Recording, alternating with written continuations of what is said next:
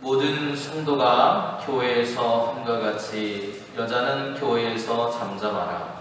그들에게는 말하는 것을 허락함이 없나니 율법에 이른 것 같이 오직 복종할 것이요 만일 무엇을 배우려거든 집에서 자기 남편에게 물을지니 여자가 교회에서 말하는 것은 부끄러운 것이라.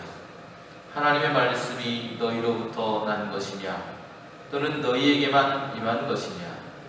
만일 누구든지 자기를 선지자나 혹은 신령한 자로 생각하거든 내가 너희에게 편지하는 이 글이 주의 명령인 줄 알라. 만일 누구든지 알지 못하면 그는 알지 못한 자니라. 그런즉 내 형제들아 예언하기를 사모하며 방언 말하기를 금하지 말라.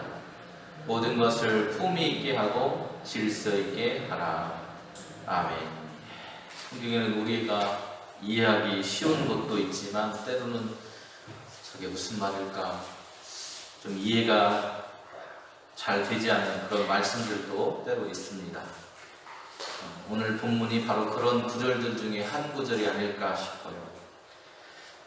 또 많은 논란을 교회에서 또 남녀들 사이에 일으켰던 본문이라고도 말할 수 있습니다.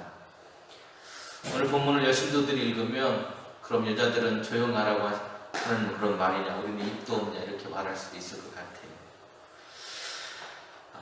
그래서 다툼이 일어날 소지를 가지고 있는 말씀이라고 들을 수 있을 것 같습니다. 그러나 오늘 본문에서 바울은 지난 시간 말미에 들려주었던 말씀으로부터 우리가 그 말씀을 같이 읽어야만 오늘 말씀을 제대로 읽어나갈 수 있을 것 같습니다.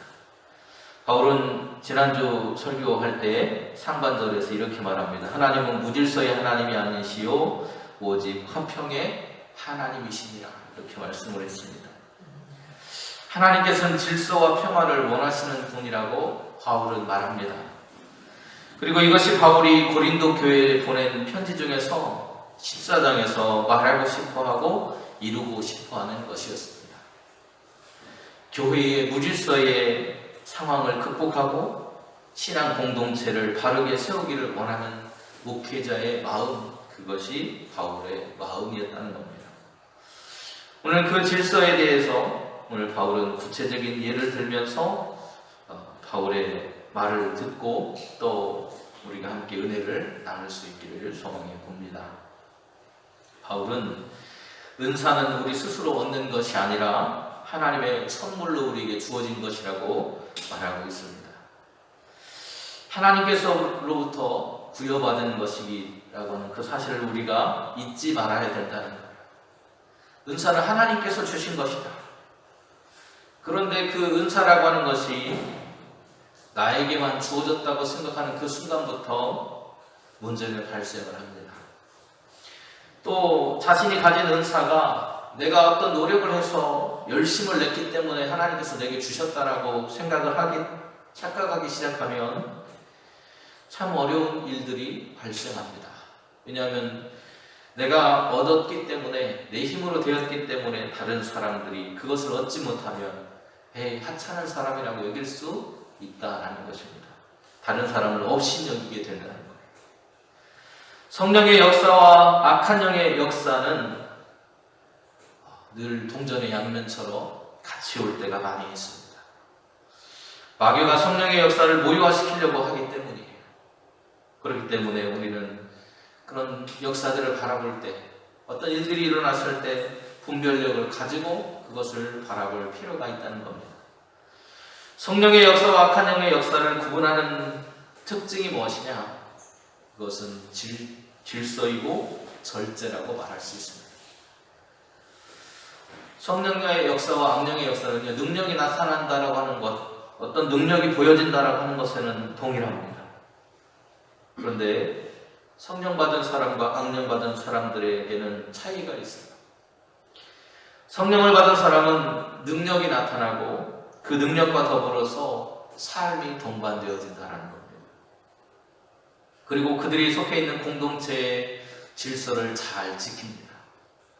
말이나 행동이나 그 그 질서를 지키면서 나가기 때문에 절제하려고 합니다.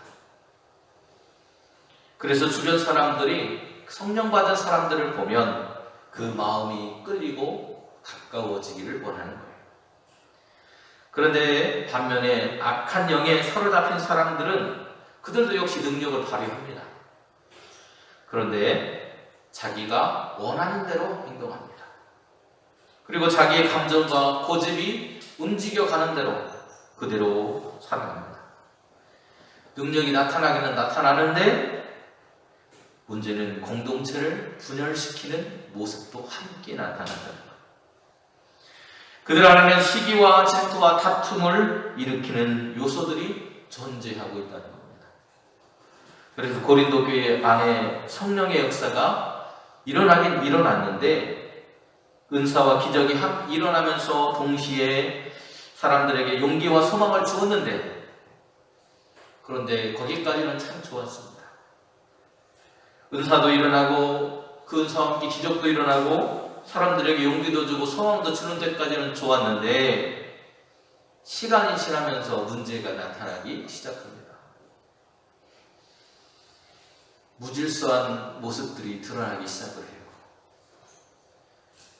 처음에는 서로에게 격려하고 위로가 되는 말씀을 듣기 때문에 그것으로 좋았는데 시간이 지나면서 자기가 능력받았다고 자기가 어떤 은사를 받았다고 질서 없이 마구 사람들에게 예언을 해주고 하는 그런 모습으로 나타나 버렸어요. 그래서 그곳에는 무질서가 생겨났고 평화가 깨어지게 되었습니다.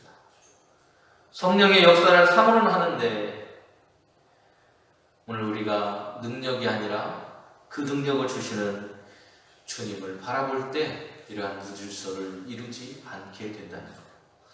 그 주님은 잊어버리고 능력만을 바라보는 수많은 사람들이 있었기 때문에 능력을 행한다는 것 때문에 교회가 분열되고 갈라지고 시기와 질투가 난무했다는 것입니다.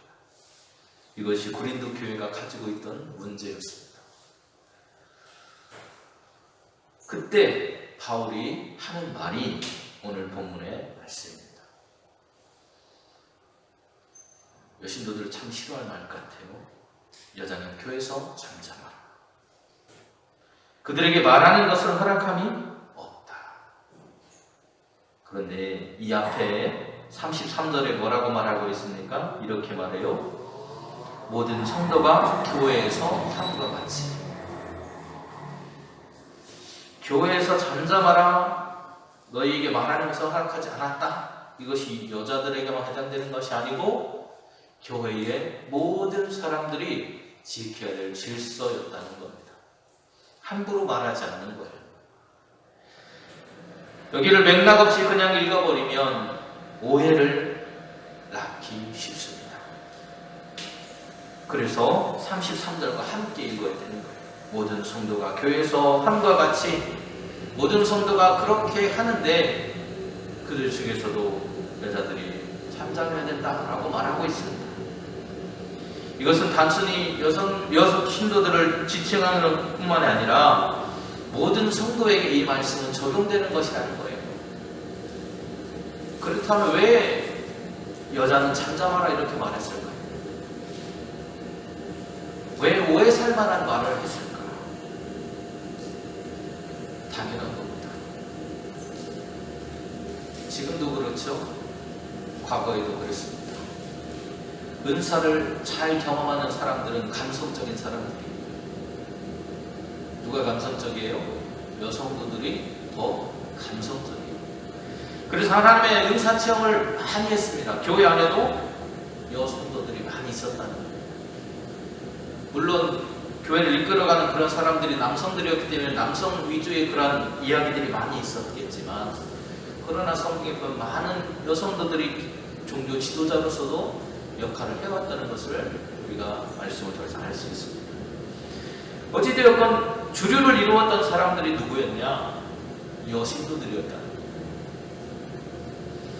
그리고 그들에게 더 많이, 더 강하게 성령의 역사가 은사를 체험하는 사람들이 나타났다. 은사를 나타내는 것까지는 좋은데 문제는 뭡니까? 그들에게 절제가 부족했다라는 것입니다. 예배함에 있어서 방언도 하고 예언도 할 수 있습니다. 방언을 하려면 통역하는 사람이 그러나 필요하다고 말했습니다. 예언하는 것도 우후죽순 아무나 자기의 그런 의사를 표현하는 것이 아니라 순서를 따라서 해야 된다고 말했습니다. 그래야만 교회가 질서가 있고 그 말씀을 듣고 사람들이 아멘으로 화답할 수 있다는 거예요. 그런데 그런 질서가 무너진 채 은사를 가진 사람들이 자기의 주장을 하는 모습으로 나타난다는 것입니다. 그래서 바울은 그들에게 자제하라고 말씀하고 있는 거예요. 그래서 이런 어려운 상황 속에서 바울이 잠잠하라고 그들에게 당부하고 있는 것입니다. 자제하지 못하고 교회의 덕과 질서와 화평을 깨뜨리고 있는 그 사람들을 향해서 바울이 잠잠하라고 말하고 있는 거예요. 성령에 체험하라고 교만해져서 다른 사람들의 영적인 상태를 자기 스스로가 판단합니다. 그리고 그 사람들을 무시하는 모습을 가지고 있었던 것 같아요. 그래서 바울이 그들을 향해서 책망하면서 잠잠하라고 말하고 36절에서 바울은 이렇게 말하고 있어요. 하나님의 말씀이 너희로부터 난 것이냐 또는 너희에게만 임한 것이냐. 하나님 말씀 누구로부터 왔어요? 하나님께로부터 온 것입니다. 그들이 말하고 있는 것, 예언하는 것, 방언하는 것, 이 모든 것들이 성령의 역사를 통해서 나타나는 것이지 내가 뭔가 대단해서 나타나는 것이 아니라는 거예요. 또 그 예언이나 성령의 방언, 성령을 통해서 방언하는 사람들이 그 사람들에게만 임한 것이 아니고 성령이 그곳에 있는 많은 사람들에게 임했다는 것을 기억하라는 거죠. 그러기에 교만하지도 말고 그것을 방종하게 아무렇게나 질서 없이 말하는 것은 하나님께서 기뻐하시는 모습이 아니라고 바울이 말하고 있는 거예요. 내게만 은사가 임한 것처럼 행동하고 질서를 깨뜨리고 평화를 깨뜨리는 그 사람들에게 하나님이 원하시는 길은 그 길이 아니라 질서 있게 교회가 유지되는 것이다라고 말하고 있는 거죠.